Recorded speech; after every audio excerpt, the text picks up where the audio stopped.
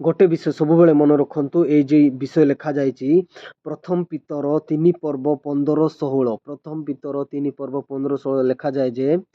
किंतु ख्रीष्ट को प्रभु बोली आपण आपण हृदय मान्य कर तुम मान थिबा भरोसार कारण संबंध जे कहीं प्रश्न करे ताहाकु प्रत्युत्तर देबाकु प्रस्तुत रुह किंतु नम्र भाव स्वभयर उत्तम विवेक सह उत्तर दियो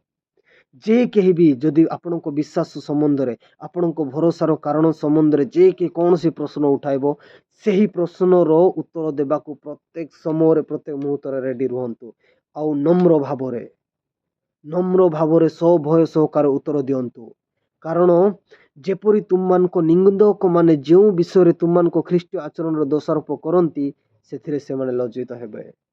प्रिय भाई भौणी माने आज अनेक निंदा आसूची अनेक विषय होची सेतिपाई आपण मानकु यह जणेबाकु चाहूची जे पवित्र बाइबल को उत्तम रूपे पढ़ंतु आ उत्तम रूपे जानतु आ प्रत्येक समय रेडी रुहंतु जे समस्त को केमिति उत्तर देबे समूह प्रश्नर उत्तर जेपरि दे पारिबे सेतिपाई प्रत्येक समय प्रत्येक विषय रेडी रुहंतु। प्रभु आपण मानक सहित अछंती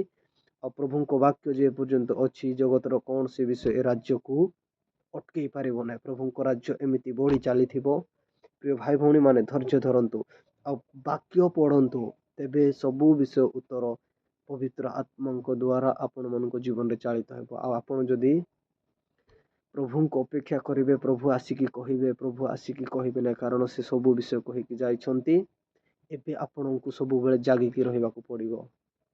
धन्यवाद आ मो वीडियो को एमिति देखु थांतु आपण को भलो पाइबा मन को संग रे थाओ। धन्यवाद।